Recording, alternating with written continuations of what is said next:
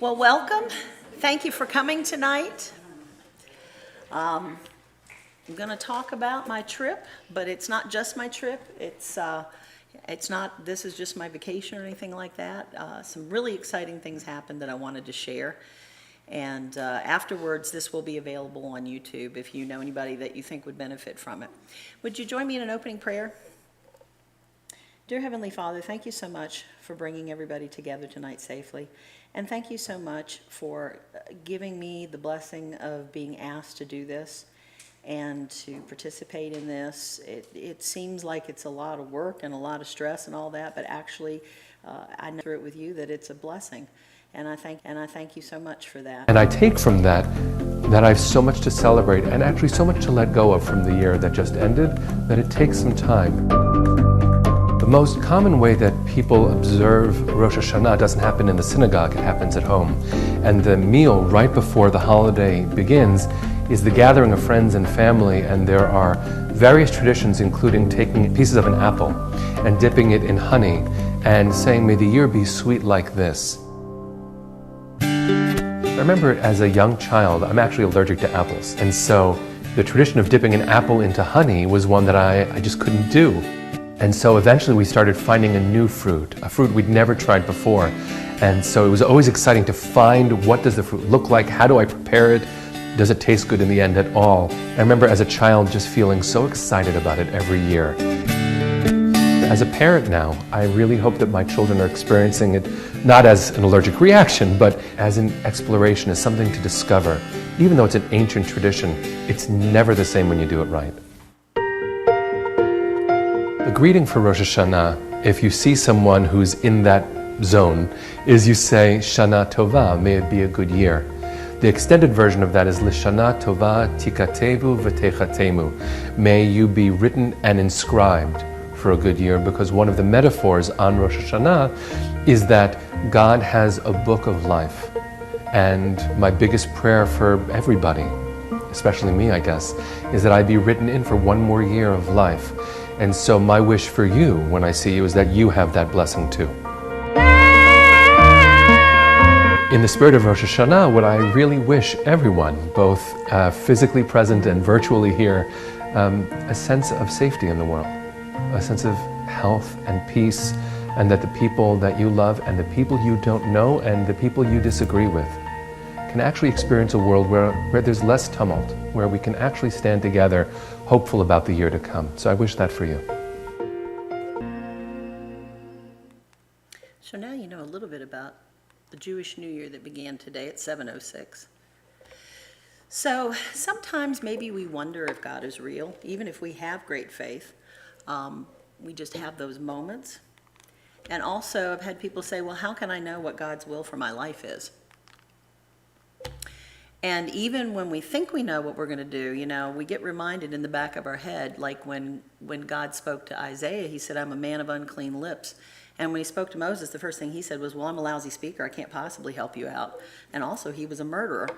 So God doesn't pick people to do things because they're the best person. They're the best person for the job. And it's good to remember that through our broken places is where God's light shines the brightest. So to figure out God's will, we just have to live the way he wants us to, and that's a full-time struggle. But then if God wants you to do something specific, he'll communicate it to you, and he'll let you know in his own way, in his own time. And you may not realize what he's using to prepare you. Because I said, looking back, one of the things that really prepared me for this trip was back in 2013. I went to Europe for the first time since I was 16, and the only time I'd been there was when I was 16. And I went with a friend, and we landed in Ireland, and our plane was delayed for almost a day. And when we got there, I had to figure out, how do you get around in a foreign country? Now, they spoke English, but it was still, how do I get around a foreign country? And it seemed overwhelming and terrifying. But then when I look back, that was just training for what I was going to do this summer. So one of the reasons I never saw this project coming was I avoid the Holocaust. If you know Tom DiNardo, he had spoken to my classes before, and I said, I won't sit in the class when you talk about the Holocaust. It upsets me too much. When I've gone on field trips with our classes to DC, I've said I won't go in the Holocaust Museum. It upsets me too much. So I never would have thought that I would ever end up doing something on the Holocaust. I taught Anne Frank to my 8th graders, and I would tell them about it, because it was important, and I really passionately believe it's important to talk about it, but I couldn't do too much with the Holocaust because it was just too upsetting. So one of the things I've done that's kind of saved my sanity is I've always wanted to be a teacher and I've always wanted to be a writer. And I was really fortunate 12 years ago to start a relationship with Georgia Backroads magazine. So my summers have been spent with going down there and not just having a vacation, but working on the next story. And through the story, I've gotten to meet a whole lot of wonderful people. And this was the last one I published, and I was so excited because my story made the cover of the magazine.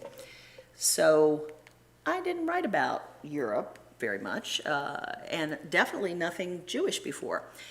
But my editor, Dan Roper, he never would suggest, anytime I would say, do you have an idea for an article, he would say, I let my writers come up with that. And he was the one who said, you ought to do an article about this dress that hangs in the Holocaust Museum in Atlanta. The name of the museum is the Bremen, and the dress on the right was made from parachute silk. During World War II, there was a shortage of silk, and so people would buy the parachute silk. And the guy in the picture who became her husband had traded a pack of cigarettes that he had gotten for the silk. And that was how he proposed to her, was with this. And so the dress hung in the museum, and Dan had seen it, and I thought, well, he never asks me to do a story, never suggests a story, so I'm definitely going to do it. So I said, okay, I'll write a story about this dress. And when I did, I found out Penina's story, and it was just amazing. She has the most amazing story. I love to talk about Penina, and people always find her to be a fascinating topic. She was born in what was Romania at the time. That's okay. And the picture on the left is the city that she lived in 1942. The name of it was Cluj, and it had several names. In German, they called it Klausenburg. In Romanian, they called it Cluj. And in Hungarian, they called it Kolozsvár. So when she was growing up, it was Romanian at that time, between the two world wars. And, and she was Jewish. Her whole family was Jewish. In fact, her grandfather was a rabbi. And this is the picture of her synagogue that we found. This was the Orthodox synagogue in the city. And before I started, I would have said I thought I knew something about Judaism, but I found out that I did not know anything about Judaism, especially Orthodox Judaism, because she was what I always say is hardcore Judaism. This is Brooklyn, New York. This is related to the kind of Judaism that she practiced in this city. And the left is a mikvah. A mikvah is the ceremonial bath. My nephew was talking this morning about David and Bathsheba. Bathsheba was bathing in a mikvah. It's a ritual bath. After women have their time of the month, then to purify themselves, they get into the mikvah and they become clean. And then when they come out, they can rejoin their husbands again. And this is also their most fertile time of the month. So her parents ran the mikvah in that synagogue that I just showed you. And on the right is Central Park in Cluj, and this is where she and her sisters spent most of their time when they were not at home. This is the main square. This is the big Catholic church downtown, and that was from the same time period. So in 1940, World War I has started in Europe, not in America, and that piece that she lived in was in Transylvania. Transylvania was given back to Hungary. And you think that sounds bad, but before that, the Romanians were starting to pass laws against the Jews, and they were getting really rough on them, as every country was, but Romania was especially rough. Hungary wasn't quite so bad yet. So for them to get handed over in 1940 to Hungary actually saved a lot of lives of people in Transylvania, because Romania went straight into the Holocaust while they didn't. So a lot of Jews in Europe escaped to Hungary, because this is one of the last actually it is the last place that they were taking the Jews. What's really sad about her story that she would bring out is we think of the Nazis taking people away, and it wasn't. She always said it was our neighbors. So the picture on the left, those are local policemen. They're Hungarian police. They have rooster feathers on their hats, which gave them their nickname. And so when they were gathered up, the Nazis had taken over the country because they didn't want them to, they wanted to gather up the Jews there, so they moved into the country because they were afraid they were going to declare peace and get out of the war, and then they wouldn't be able to do that. But it wasn't the Nazis that gathered them up. She said it was our neighbors that told us to get out. And so when she was taken, she and her whole family were taken, first they were taken to the brickyards, and they had to stay there for 2 weeks, and they slept out in the open. There were some shelter where the bricks dried, but not everybody could get it. They were packed in. A lot of them were tortured during that time because they were looking to see if they were carrying any jewels or money or anything that they could extort from them. And then Penina's family was in the first train to go. And they actually thought this was a good thing because they had been told they were going to go and work. And they really believed this, that they were going to just go and work. And they thought it was in southern Hungary. And so when they got on the trains, they kept saying, it's going to be better where we're going. And then when they got put on the trains and they were packed in there for 3 days, and they had they'd get 1 bucket of water every now and then. There was 1 bucket that didn't get emptied in the corner to use as a bathroom. People died on the train. And so they started to know this wasn't good, and then they could see that they were not being taken to southern Hungary, they were taken to the border of Poland. And then the Hungarians left them, and the Nazis took them into Auschwitz. And when they got there, her older sister had suspected how bad it was going to be, and she had been arguing with him for some time, and she had found a family that would hide them. And he said, we're not going to go into hiding. Everybody has to do their part during a war, and you need to work. We need to work. And when they got there, the sign in German, Arbeit macht frei, means work will make you free. And their father said, see, it's going to be okay. We'll just work. It'll be all right. These are the children of the family who all survived the war. The oldest to the right is Jaffa, their brother Mordecai, and then Penina, Penny, and her younger sister that they called Baba, which is baby, or Miriam. She not only went to Auschwitz, but she also went to a labor camp in Czechia, which was at the time the Sudetenland that had been given to the Germans. The northern part of Czechoslovakia had a lot of German-speaking people, so they told the Czechs they had to leave unless they were farmers who needed to farm the land to feed them. That comes a couple months later. One of the reasons that they didn't die, let me back up just a little bit. When they arrived at Auschwitz, they rush you off the train. They get you off the train as fast as they can, and they push you along. And the Sonderkommandos would warn the people on the train that the best that they could, they would tell the mothers with the little babies to hand their children to older people, like the grandmothers, because they knew that the mothers would not separate from the children, and all the children went straight to the gas chambers. So when Penina's family got off, she was with her Aunt Rosie, her Aunt Alanka, and her husband. And her Aunt Alanka had 2 small children, one that was 5 and one that was 2. And then her parents, and then the 4 siblings. And when they got off the train, they just rush you so quickly. And she said she never saw her mother get moved to the left. She said, I never got to say goodbye to my mother. She said, but she did see Alanka go with the 2 young children. She saw them head, and Alanka would not give up the children, so she went straight to the gas chambers. Her mother went straight to the gas chambers. Her brother Mordecai and her father were taken to the men's camp, so they left, and they didn't go to the gas chambers, but they had no idea where they'd gone. So they get off the train, and when they were off the train, they were pushed through a line very quickly, and I mean just like that, and they made them strip all their clothes off. They shaved all their hair on their head, anywhere else on their body, between their legs, under their arms, and they were shoved through the line. And she said she and her sisters were all crying and looking for each other, because when that happens, no clothes, no hair, you don't recognize other people. So she said her sister was crying, Penina, where are you? Where are you? And she said, I'm right here. So they got back together, and they ended up in the barracks together. So they found out later that her father and her brother had ended up in Dachau concentration camp, which was a different one. They were in Auschwitz, and then they got transferred. They were found when the American soldiers liberated them. Mordecai was in a ditch. He weighed 80 pounds, and he had typhus. I think it was typhus. It might have been diphtheria, but I think it was typhus. But their father had died just before the soldiers arrived. And part of what he died from was he pushed himself. He had it in his head that if he worked, everything would be fine. And Mordecai kept trying to get him to slow down and not push himself so hard. But he kept thinking, he just psychologically convinced himself, if I work hard, it'll be okay. And so he died in the camps. So, let me back up for just a minute. So when she ends up, her sisters, they were in the Hungarian barracks, And you think of the tattoos, none of them had tattoos, and that was because this is toward the end of the Holocaust. This is toward the end of the war in 1944, and they were bringing the Hungarian women in so fast that they weren't tattooing them. They were just taking them straight into the gas chambers as fast as they could move them.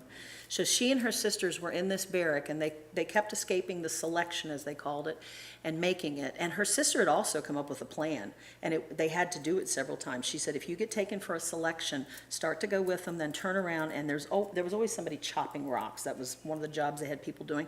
She said, run back and just pretend you're chopping rocks until they move on. And that's what they did. Panina had to do once.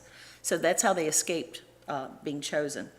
Then they were told by the woman who ran the barracks, she said, they're going to choose some people to go work in a factory, and you'll be perfect for this. So move to the front this time. I know you've been avoiding being in the front, but go to the front because you would be perfect. So they end up getting chosen to go to this factory. Companies like Volkswagen and Mercedes-Benz, a lot of German companies used slave labor during World War II, and some people don't realize that. And the companies today deny that they ever did it. The company she worked for was a German one called Telefunken, and she ended up making parts for the radios and for the guidance systems of tanks. And they used the women because they had little hands and they could solder these wires. But today, these companies, like I tried to contact Telefunken, and they said, oh, that was someone else. It wasn't us. So she got taken to this labor camp, and it was a little bit better. But by this time, she said she was so depressed that she said, my heart hurt. She didn't know if she was going to make it just because she was so depressed, because the war went on. She didn't know what had happened to her family. It was just, rough for her.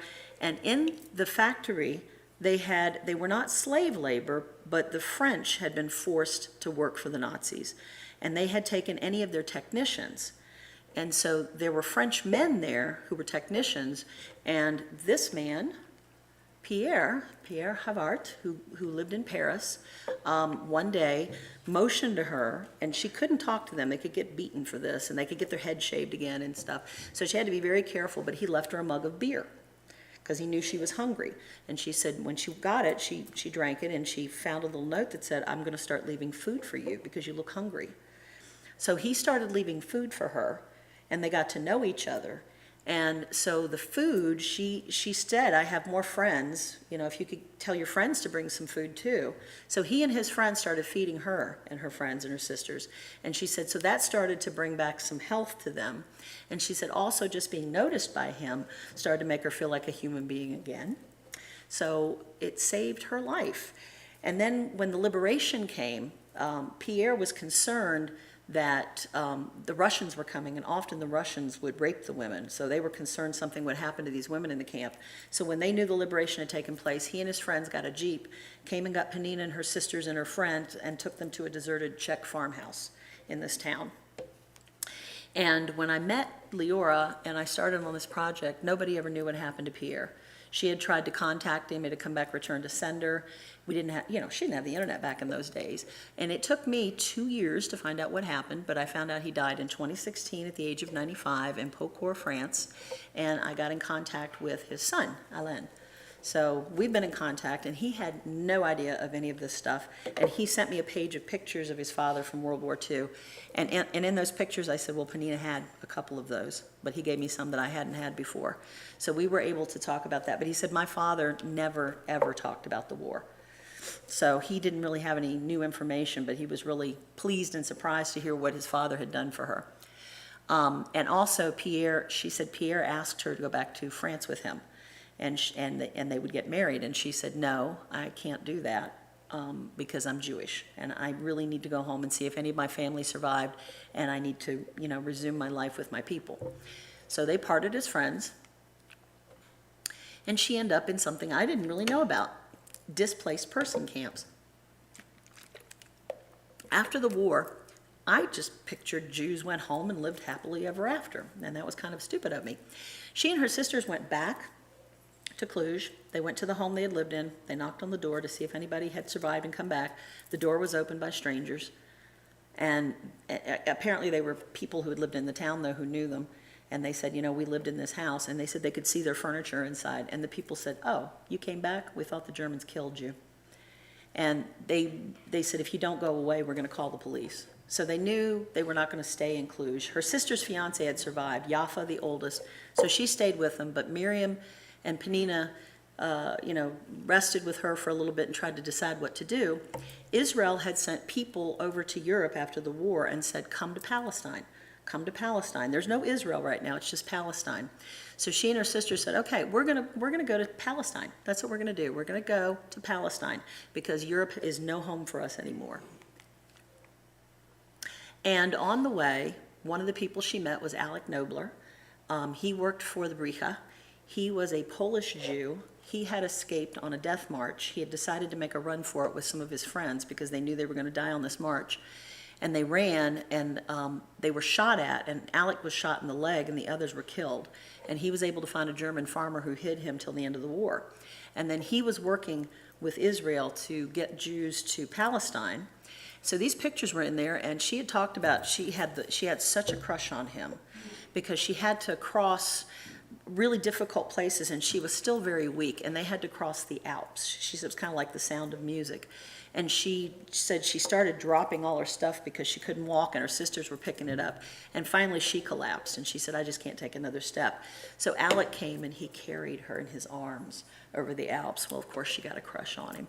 And then they got to where they were going to the displaced persons camp, and he kept checking on her and making sure she was okay. So it wasn't long before I went on my trip this summer. I thought, well, I'm going to see if I can find anything about Alec Nobler.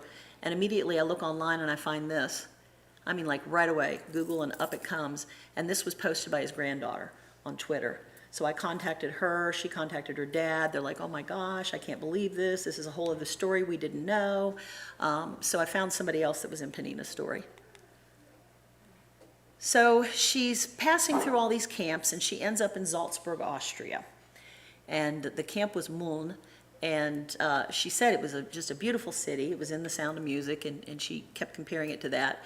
And while she was in this camp, they thought they'd be there for a week or so, and they ended up staying a couple months because everything's in chaos. They needed organization, and they had noticed that she and her sister were very good at it. So they said, why don't you work for us for a while before moving on? So she stayed in Salzburg, Austria. And while she was there, the Americans had occupied this area and were trying to oversee it. And on the left is Harold Bowman. He was a Jewish man from Chicago, and he was in the military. He was supposed to have fought in the Normandy invasion. And while the ships were going over with his company, they got bombed. And so a bunch of people died on those ships, and they said, well, now your company's not full strength, so he ended up not being in the Normandy invasion. So he was kept safe. But he ends up in Salzburg, and he's Jewish, and he wants to practice his Hebrew. So he would go to the camps and practice his Hebrew and kind of hang out. And she was sitting on a top bunk, and she was sewing. She had trained as a seamstress. And they were doing the hora, a Jewish dance, and you clap your hands and you stop, and then the guy's supposed to pick a girl. And when he stopped, he looked up at her and he said, and she was like, no. So they did it again. He danced with somebody else, and this time he did it again. And it was a couple times before she was finally like, okay. And that's how it started. So they did not speak the same language at all. He spoke Hebrew. Women did not learn Hebrew in Orthodox Judaism. It was considered a holy language only for prayers for men. So she was going to have to learn Hebrew. And he didn't speak Hungarian or Romanian, her other two languages. So they had to go on a date with a translator. So she said that she learned Hebrew as fast as she could because she wanted to get rid of the translator. So they went on dates, and he proposed to her, and he gave her the silk, and then he said, I'm going to figure out how to get back to you. And she said, okay, because he was going to go live in Israel too. He wanted to go live on the kibbutz in Israel with her. Making Aliyah means, if you're Jewish, to be making that journey from Europe into Israel, into Palestine, and it was illegal. The British were overseeing Palestine at the time, and you had to get a certificate to go into Israel, or to Palestine, and they gave very few out. So finally the Jews got very impatient with waiting, and they said, okay, we're going to do it illegally. If we can't do it legally, we will do it illegally. So they would get these ships, and you can see they're old, like this one's a pretty nice one actually.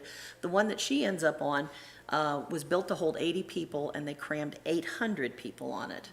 and they had to lay under the canvas, and the heat in the Mediterranean was terrible, and she wore a coat so she could hide her silk in there and not lose it, and the engines died. And for 2 days, they floated in the heat on the Mediterranean. And she said people who had survived Auschwitz were going, I wish I'd died, I wish I'd died.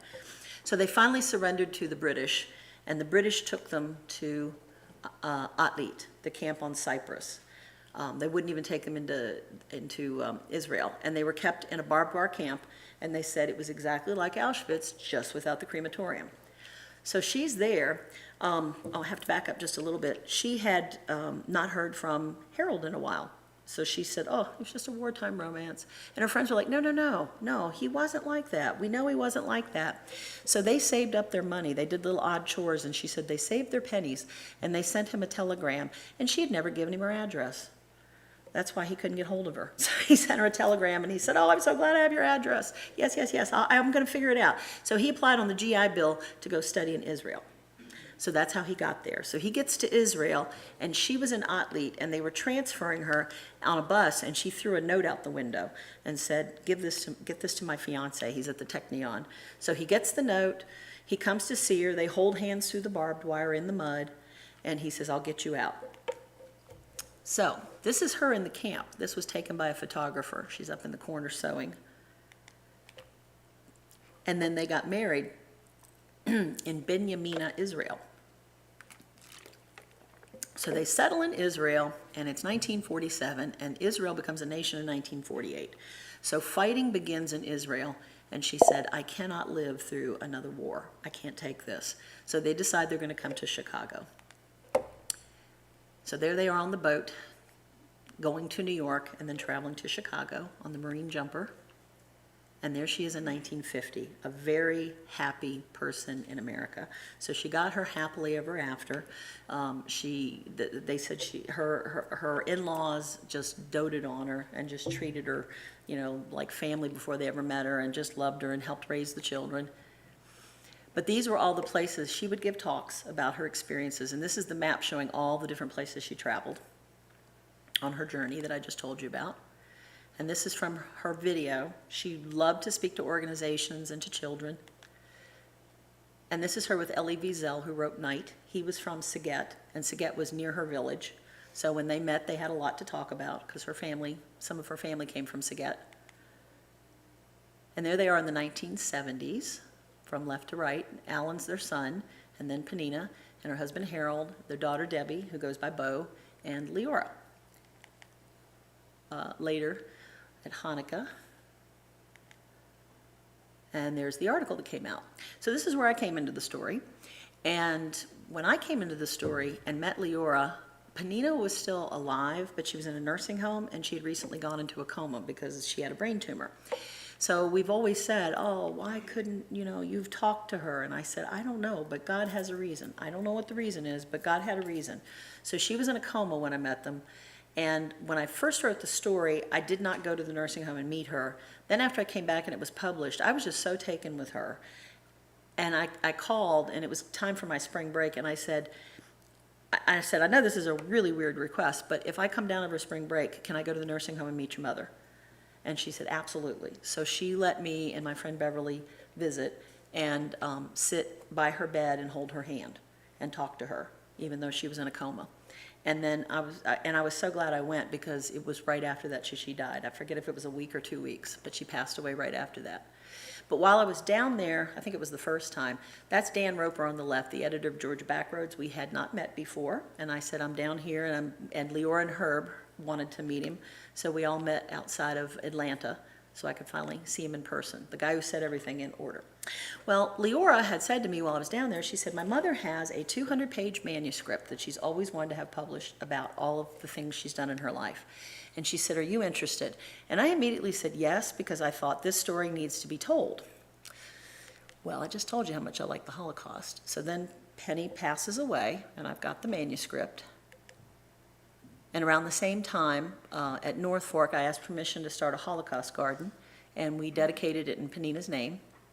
And that's still there, and they're still taking care of it for me. And I started writing, and I took the manuscript and I started to write it as a novel rather than just cleaning the manuscript up. Because I'm like, there's so much that she didn't know that was happening on the borders of this story, and I wanted to work it in.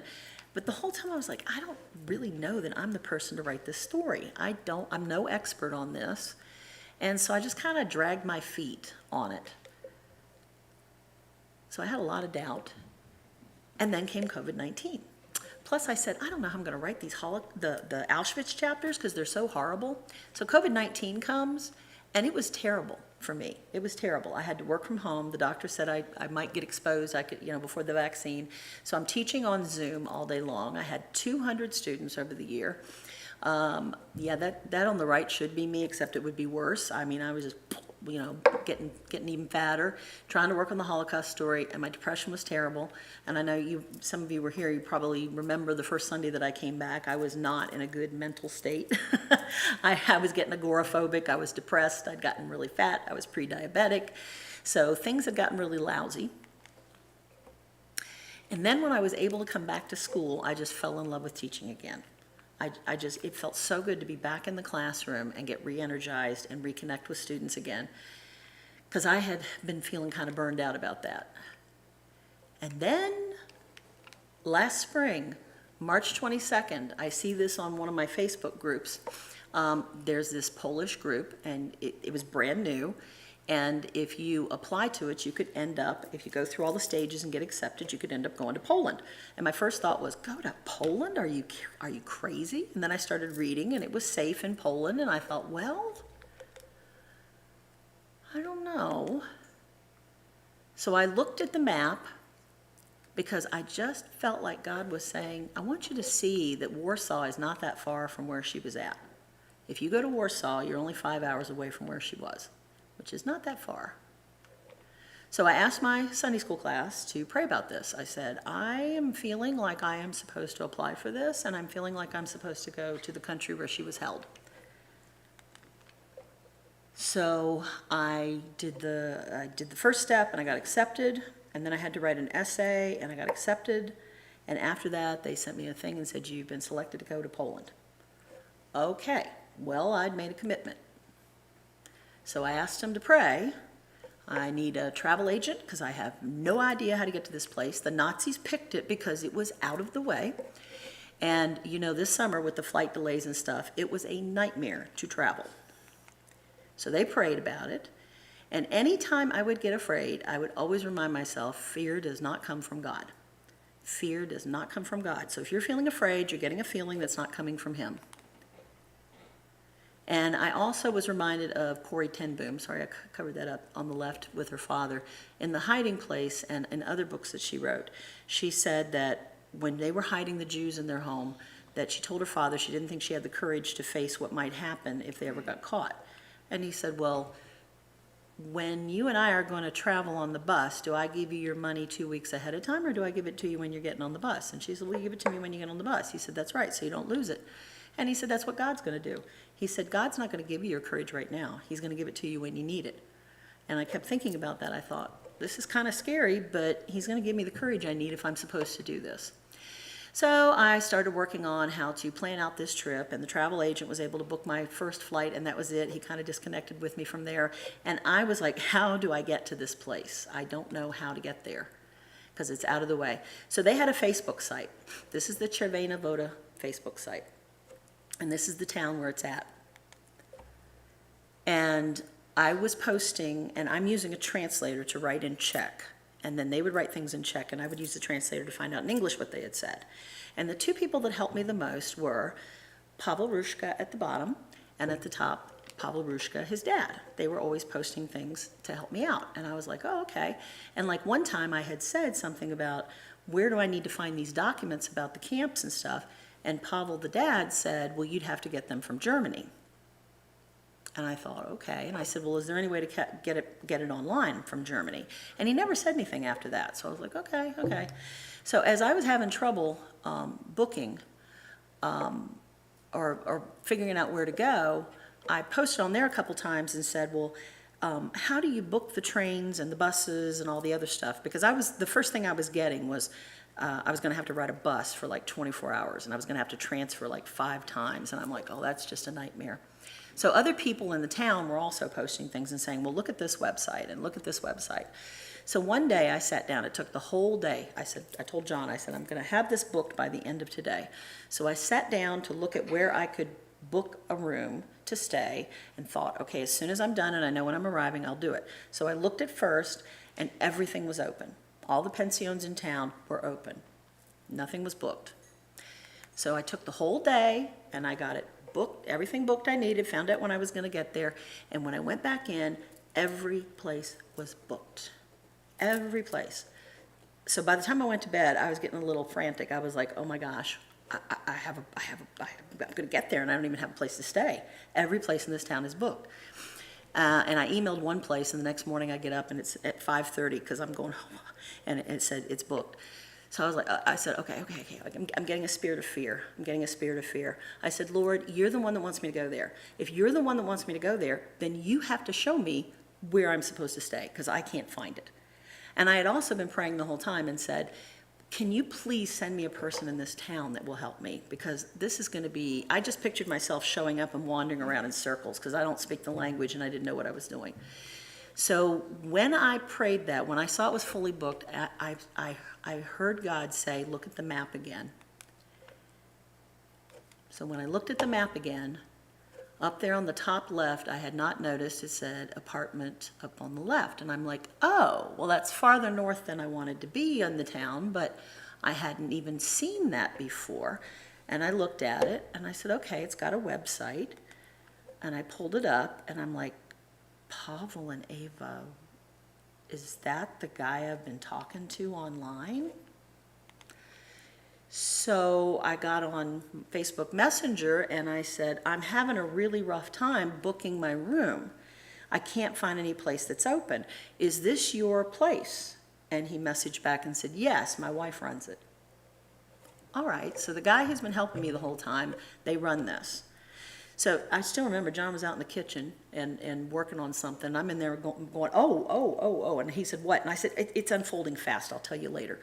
So we're going back and forth, and he said, and you have to remember, we thought the factory had been torn down. We thought all the barracks from the camp had been torn down. We thought there was nothing physically remaining in the town itself. And Pavel said, yeah, you can stay here, you can stay here. He said, when are you coming? And I said, I gave him the dates, and he said, oh, okay. I said, well, how much is it? And he told me, and it was $13 a day. And I said, okay, well, I want to book with you. And I said, I'll pay you right now with a credit card. And he said, oh, no, you pay when you get here. He said, and by the way, my dad wants you to know that when you get here, he said, when I get here, I'm going to get my dad here so you can talk to him. And he had also put me in touch with this other man who was a retired history teacher who researches over there, and his name was Jaromir Dornak. And he said, I'm going to bring Mr. Dornak over, and he's going to talk to you. He said, I will arrange all that. And I said, oh, well, thank you. And I thought, wow, this is great. I'm going to stay at the same place, and he's going to bring these people here, and it's going to be so convenient. And then he said, and my dad wants to take you out to the factory. And I said, what? I said, is the factory still standing? And he said, yes, my father's the one who runs it. And I said, what? And he said, and also the barracks are across the road from it. And I said, the barracks, and I mean, John's in the kitchen, I'm starting to cry. And he said, yeah. And I said, the barracks are still there and the factory is still there and your father runs it. And he said, yes. And I just was like, oh my gosh. And so he's giving me all this stuff all matter-of-factly, and I'm just going, that's why everything was booked up. That's why, because when I looked later, it wasn't booked up. Yeah, but I was supposed to stay in this house with Pavel and meet these people.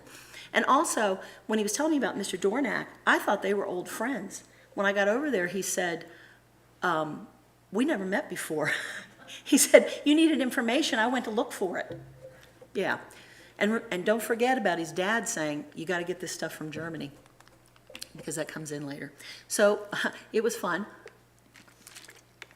I boarded a plane in Dulles, stood in a very long line. So the nightmare of summer travel started, flew into Amsterdam and Schiphol, immediately had to, and it was a delayed flight, everything was a delayed flight, immediately had to get on a plane to Wrocław, Poland, And I did this because there was only one train going into Czerwina Woda. It was the only way I could get into Czerwina Woda, the only transportation that went there.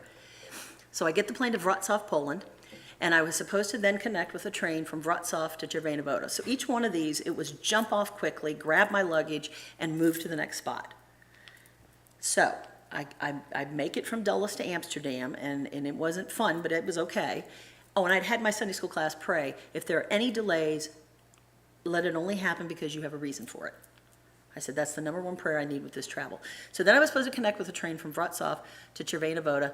It was 94 degrees. I'm in Wrocław, and I was trying to figure out how to buy the bus ticket, and I'm just going crazy because I'm like, I gotta get on this bus, and I gotta get on this bus, and there's the bus, and I gotta get the bus, and this thing isn't working, and I would stop. I would go, hello, anybody speak English? And the people who didn't want to talk to me would go like this.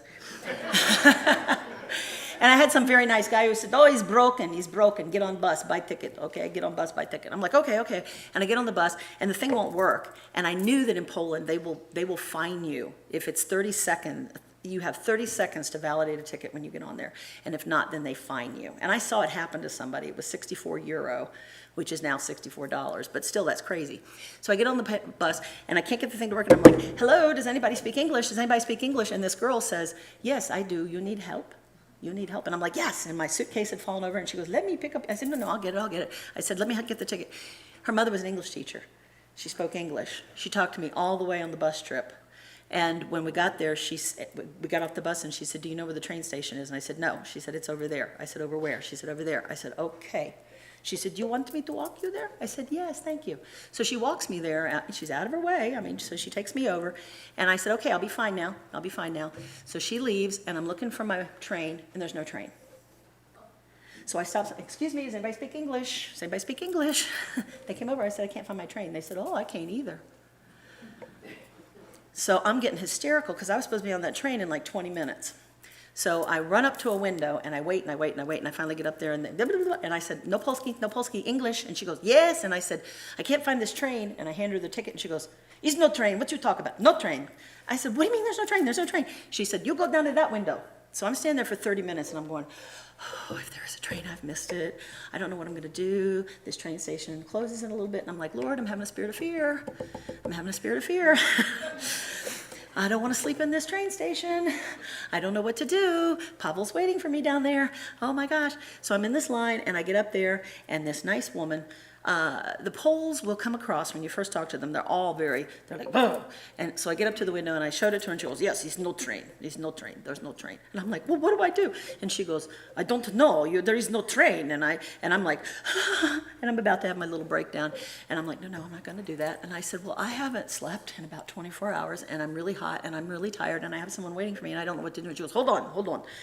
She said, okay. So she's sitting there typing, and I'm trying to pull myself together. And she said, okay.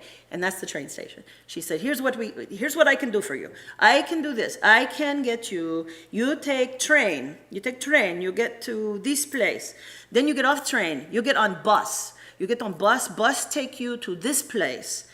And I said, that'll get me there. She said, you are now 15 kilometers from Czerwina Woda. I'm like, 15 kilometers? Then how do I get there? I don't know.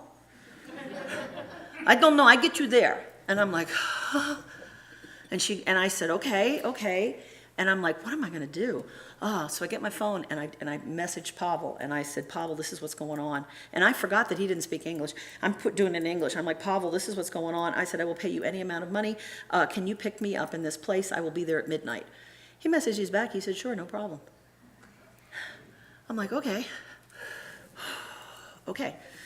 So thank goodness, the Lord was like, you need a little time down. So he gave me about an hour to wait for this train. So I went and got a little coffee, cooled down, charged everything up, I'm sitting there. And then I go sit on the train, and it was, it was 94 degrees, and it was an old train, and it was hot. Remember how I said I didn't want any delays unless there was a reason for it? Okay, so that's what the train looked like, and that's the bus that I was going to get on in just a little bit. And when I got on the train, this very nice girl sitting across from me, 19, spoke English. She was from Gdansk, Poland. We sat there talking, and she said, oh, where are you going? And I said, Czerwina Woda. She said, oh, I know Czerwina Woda. I said, you do? She said, yes, my grandfather was from there. I said, he was? She said, why are you going there? I said, I'm researching this camp. She said, oh, he used to talk about that all the time. So I have his information to contact him. I haven't done it yet. I know it seems like I've been home a long time. School is crazy, but I have information to contact her grandfather. So why was I on this train? And plus, she was very nice and very helpful. So if they are older in Poland, they speak no English. And that's because they were under the Soviets till 1989.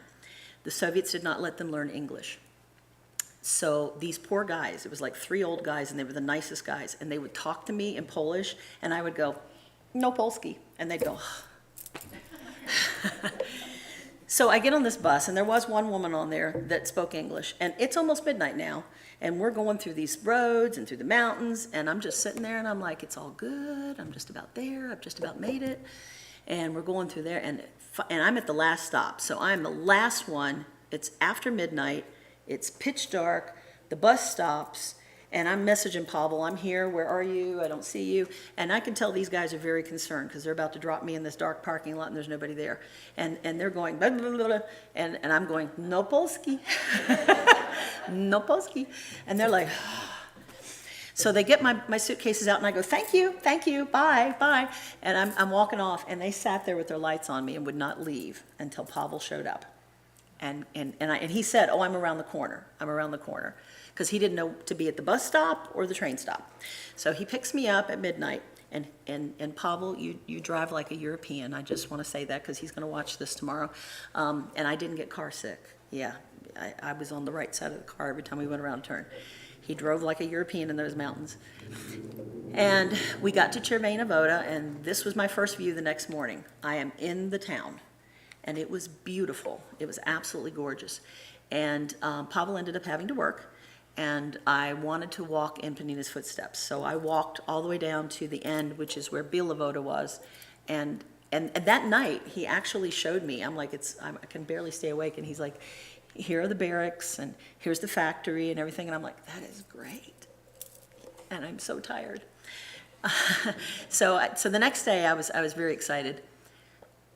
So he got Mr. Dornak, that's him there, and then they called an English teacher in the town, and she came over and translated for us. So that's Pavel on the right, and that's his wife behind us and his daughter, and spent hours taking notes and talking to him, and he brought me all kinds of documents to look at. He put them all on a thumb drive to take home, and just helped so much. And then he came out a couple other times and spoke with me.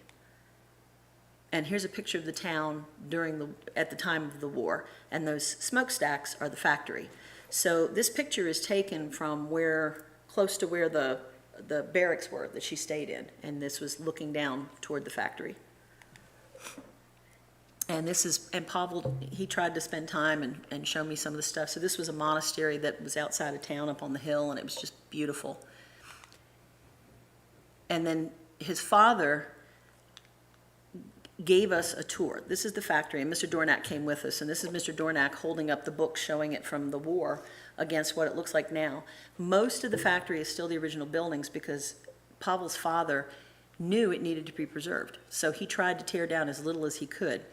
And they explained to me that his father, that it was the kind of factory where everybody kind of holds shares, and his father owns the most shares, and so therefore he's the one that runs the factory.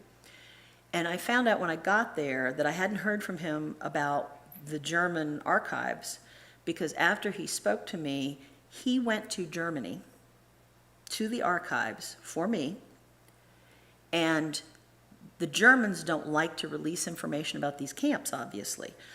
But because it was his factory, they would release it to him because he's the CEO of the factory. And there is no other person in the entire world that they would have released those papers to. So he went to Germany, got those papers, and brought them back for me on a jump drive, which is just amazing. So here we are standing at the gates. These are the original gates, and that house would have stood at the time. And so these are the gates that Panina walked through to the factory every day. And this is looking inside the factory. And here's a picture that Pavel took on a timer of all of us together. And they were just the most amazing people. They were just so wonderful and took me in, and they just felt like family. They are so kind. And these are not the exact ones, but I brought 2 jump drives back of information. And before I left, Pavel copied them onto his computer. And I said, "Why do you want them?" And he said, "Well, you know, Mr. Dornack won't be around forever. Somebody needs this information in the village." And I'm like, "Oh, you're gonna become the village historian next." So he really got into it. And then they invited me to go to a birthday party. So I got to go to a birthday party. And it was just wonderful. And this is Paya. That's his nickname. His real name's Pavel, and they have too many Pavels already, so they call him Paya. But Paya lives in the same town, and that's his daughter Adelaida, and she's his girlfriend. They've been dating for a while. Pavel plays in a band with him and the other guy whose birthday it was. So I'm at the birthday party, and Paya ended up sitting next to me, and he said, "I want to tell you about God." He said, "When I was 5, I drowned." He said, "I fell in the water. My mother didn't see it. I drowned. They took me out. I was dead." And he said, and then they were able to revive. He said, "My mother prayed, and they were able to bring me back to life." And he said, "So I have always known that God spared me." And he sat there all evening, for hours, talking to me about God and his beliefs, and how he just wants to have a good family and live his life and make God pleased with him. And I'm just sitting there going, wow, this is just... And the next day, Pavel said, "Oh, Paya talked to you all night. You deserve medal." And I said, "Oh, it was wonderful. It was wonderful." And then the next day I was going to be leaving, and he wanted me to come over and see where he worked. He's a joiner. He's a carpenter. He does beautiful work. I said, in America, they would hire you all over the place. And just a sweetheart. And he also came to see me that morning before I left and gave me a big hug and said, "Oh, I'll miss you." And so we're all friends on Facebook. But they had arranged for me to meet the mayor of the town. So this is the mayor on the right. And while I was in there, they gave me a big gift bag full of stuff, and he was so nice. And then he said, "Is there anything else I can do for you?" And Pavel said, "We don't know exactly where her bus is taking off. She's got to go back, and she's got to get on the train, but there was a bus, and they told her to take a bus, and she's got to get on the train." And he said, "So we don't know exactly where we're taking her, and we're afraid she's going to miss it, and she's got to get back to Warsaw." So the mayor called the mayor of the other town and found out for me, and I'm like, I am somebody today. Yeah. So they got me to the right place, and Pavel and Ava would not leave. I'm sitting on the bus, and they would not leave until my bus left. And the whole time, they're waving, and Ava's going... And I'm just like, "Oh, you better leave." Because I was about to burst into tears. And so I'm sitting there, and I'm like, I'm going to take pictures of Poland, so I don't, yeah. So it wasn't long. So I was back in Poland again, and I was on the way to my conference. Now the conference, I'm not going to talk about the whole conference, because it was not part of my research, and it was wonderful, and we learned a lot of things, but I'm going to tell one story from it, at Poland. This is Krakow. So, in the Jewish religion, when someone dies, they say Kaddish for them. And I had always known that, and I had known, like, people would go to Holocaust sites and do Kaddish because you just have to do this. And they have specific ways they do it, but because of the Holocaust, if somebody could do it for someone who had passed, that was good. And a mitzvah is a blessing, something you do that gives you a blessing. And when I read the Kaddish, I was surprised, because I thought it was going to be about death, and it's not. It's about exalting God. So at the time of death, you read Kaddish, and it exalts God. And reciting the Kaddish restores the presence of God within the world for the loss of that believer, because it said that the believer is now gone that can show the testimony of God. So this is kind of a way of restoring that. So like I said, it's supposed to be a mitzvah. And here's, as you can see, this is if you look up Kaddish, the mourner's prayer, you can find it in English. It's supposed to be in Hebrew, but I don't speak any Hebrew, just like I don't speak any Polish. So they took us to a mountain in Poland, and it was out in the middle of nowhere. And they said, "We're going to hear from the grandson of the people who own the farm on this mountain." This man on the left is the grandson, and his grandparents had a farm out in the middle of nowhere, and they were working for the Polish underground, and they were hiding Jews in their home. And someone in the village betrayed them, and the Nazis surrounded the farm, And when they came into the farm, there were the parents, and I think there was a son, and there was a daughter, and I believe she was 14, and then they had an 18-year-old Jewish girl there that was hiding. And the Nazis tortured the father to get him to tell them about the Jews, and they broke his arms, and just awful stuff. And then they killed him. They ended up shooting the mother. They shot the son, and the daughter ran, and they were shooting at her, and she managed to get out and land in like these weeds, and she saw holes all through her clothes, but she was still alive. And she laid there for 2 weeks terrified. She didn't want to even get out of the weeds. And eventually she made her way out of the mountain, and she survived, and she got out, and it was traumatic. And so this is her son, and it was his grandparents that had the farm.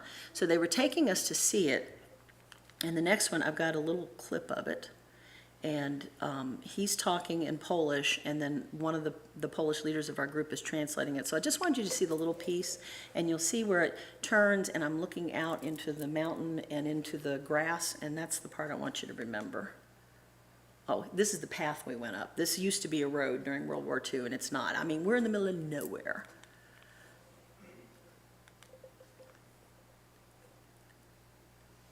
Stare takie właśnie drzewka sprzed wojny tu jeszcze się jakoś tam ocalały.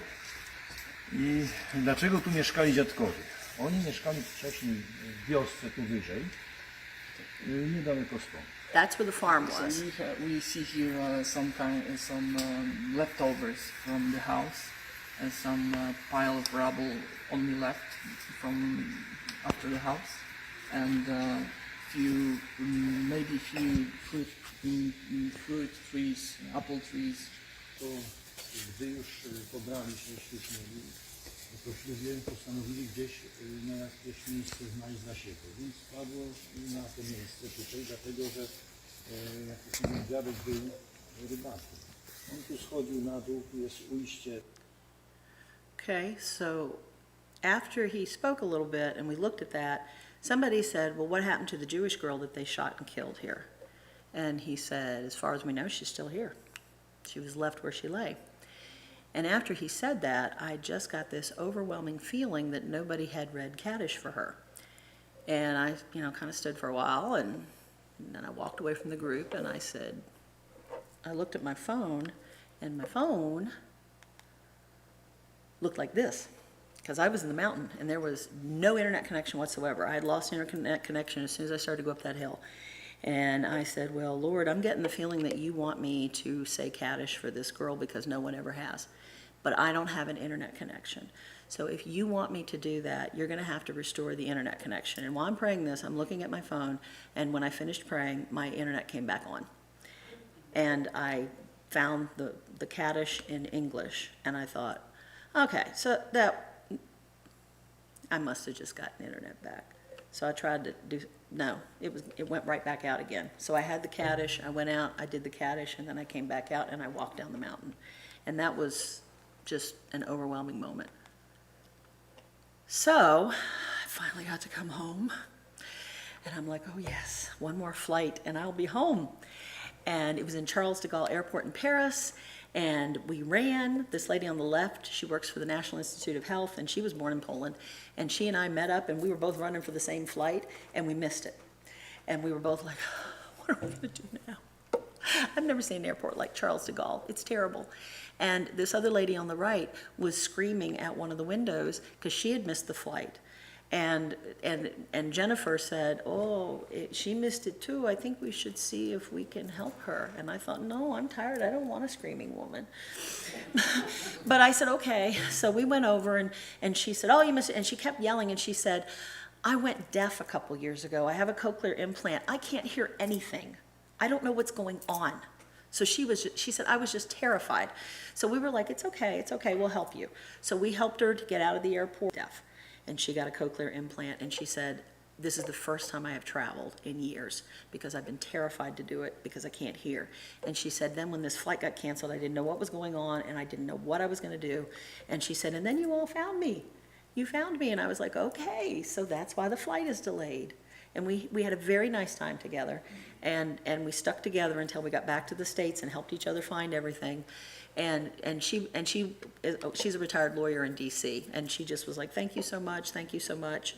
And then I saw John and I said, let's go home. Now, I was like, how do I end this? How do I end all this? Well, I tell my students all the time, it's important for us to learn about the Holocaust because I never thought it would come back. My grandfather was in World War II. I thought this was going to be over. We would just teach it as a historical thing. But then came Charlottesville. And this was around the time that we dedicated the Holocaust Garden. And I couldn't believe that. And then there was the shooting in Pittsburgh in 2018, the Tree of Life shooting, where they killed 11 Jewish people. And then this is recent graffiti. Anti-Semitic persecution is way on the rise, unfortunately. And I talk in Sunday school a lot about how, we sometimes think that the Jews got replaced by Christians, and they didn't. The Jews are still very much God's chosen people. And they're the fig tree. And Jesus said in Matthew to learn the lesson from the fig tree. As soon as its twigs get tender and its leaves come out, you know that summer is near. Well, to me, I take that as when Israel came back. The fig tree is coming back in strength. So the Jews have a place in the world just like they always did. They're still God's chosen people. We still have a lot to learn from the Jewish people. You look at the prediction in Revelation and in Ezekiel, and the gates of the city are going to be carved with the names of the tribes of Israel. When you get to heaven, you're going to see the names of the tribes of Israel. I mean, we are one with the Jews. We're told to pray for the peace of Jerusalem. And Israel still has, I keep an eye on the Temple Mount. What's going to happen? Because one day the temple's going to be rebuilt there. So I'm just keeping my eyes open for that. So not just as a Christian do we need to keep our eyes on what's happening here, but just as citizens of the world. And so I'm thinking maybe that's why God thinks this story is so important to be told. So thank you for coming out this evening.